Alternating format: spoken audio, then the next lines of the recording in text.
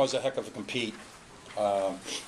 Certainly a game worthy of having the title Philadelphia on it, and in this league, a worthy of the Atlantic 10. I think there's a number of things when you have that kind of compete. Certainly the crowd support, being the home team, being a little bit older at some positions, having a player like Khalil come into the game had impact for us. I thought in the first half we didn't have enough loose ball recovery, therefore we trailed at the half. And what they just said to each other is they stayed with it. And, they didn't drop their head when we got down. And, you know what? Why not? Why not play it till the last possession? Last second, really. I think 17 assists, 25 baskets. We spread it around. I like the shot distribution. 12, 14, 11, 9, and then Khalil's with his 7. So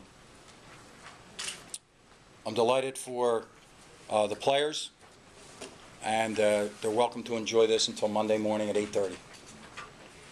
Phil, how big was CJ Tay when you guys were down 9 for him to come back and answer with those 3-pointers? Well, the thing that I like about it, Aaron, is he did it within the game. There's a lot of times in his career where he's done it. He's done it, and I say this like in a kind way, to score points. Today he did it in the game. We had a decided advantage in the lane, 40-16, and he stayed with that. And the first 3 was off of a penetration. The second one they lost him in transition, and then the dribble drive.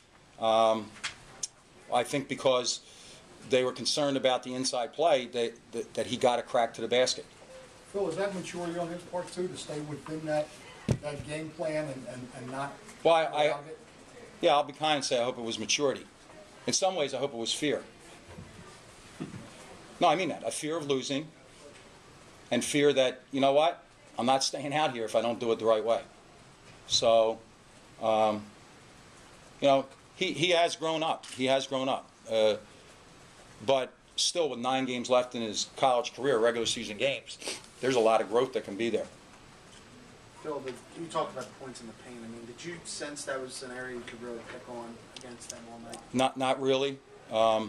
Here's what our game plan, and it didn't work. Our game plan, the 7th point in our game plan was we had to win the 3-point line. If you go over their wins and losses, they're far superior to their opponents on the 3-point line.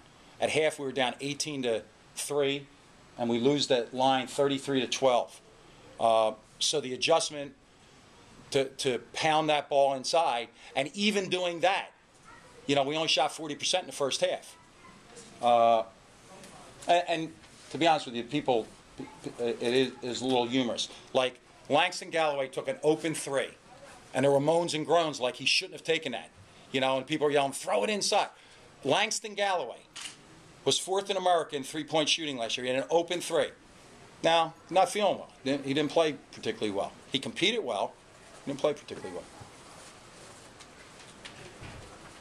Phil, can you talk about Khalif Wyatt's effort? He had a career high 34 points. That was a career high. I think that the way that Khalif has grown in their program is a testimony to him, and it's a testimony to Dumph and his staff. He just plays like a lot of you guys play.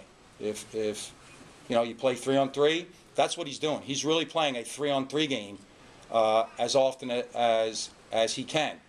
He flails around and deserves a lot of credit for the way that he plays the game. And again, like, come on, that 3, that's just there's a certain talent, and he has that talent. He scores the basketball. He scores the basketball. And if I'm looking at both of our teams, I think and I said this before. I said this at shoot around to the TV people. The difference is they have a guy that can get 30. We don't have anybody that can do that because we don't have a confidence level, and we're not making shots. I mean, he's a shot maker. He's just a shot maker. The shot the other night against Richmond, that's almost silly. You know what I mean? He shot fakes, and he goes off of 1 foot and makes a 3. Tie 61-61. See, here's what people don't understand about guys like that. Courage. He has tremendous courage because he has to live with the fact that he could miss that shot. And that's what shot makers do. They are willing to take the consequences of make or miss. Phil, could you talk about, you're down 9, under 6 to go, and it looks like they're almost ready to put the knockout punch on you guys. Could you talk about how you kind of hung in there? And I think defensively, we made it a possession game. We went. I thought we were much stronger defensively, and that's with some funky matchups. You have Scooty Randall being guarded by Ron Roberts. We were switching the ball screen with O'Brien and Wyatt, but I thought we defended, and then we put some pressure on them. Because when I looked up, for one of the few times all year, we had more team fouls than our opponents. It was 6-4. We ended that game with 16 fouls in the second half. But we got them over the limit, and we could make some shots. And because it was our rebounding efforts, got them over the limit. Coach, I know the early A-10 schedule did favors putting BC and Butler there. To be 1-3 and now to be above 500 and moving in the right direction, how important is that as you go into this final stretch of the season? I don't think we were ever 1-3. I don't think we were we? We weren't 1-3. We might have been. I don't know.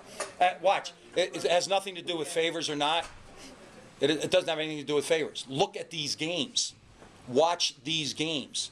And, you turn on the television the other night, and I was only glancing at it.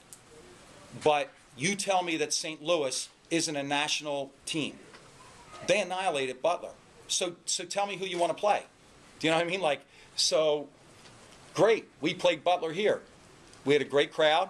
We didn't do enough. We lost a 1-possession game. We played VCU, same game. We were up 4 with 14 seconds left. We didn't close the deal. So guess what?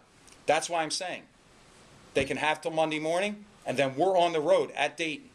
13,000 people are going to show up at Dayton. They're going to come in a wounded team having lost 2 in a row. Not a night off. There are no nights off. There's no nights off in this league. You know what? The sky was falling because we beat Fordham by 4 the other night. It was on the road. No nights off, man. No nights off. Rhode Island led Butler today at half. So there's no nights off. So what I just told the team is Wednesday night to start to appreciate the climb. Because we were out of the Atlantic 10 tournament, a couple games ago. Had it ended that day, we were out. Now, we could see the top of the league.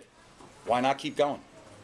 Phil, Kansas City had a great overall game, and there was a play, the score was tied, about 30 seconds left.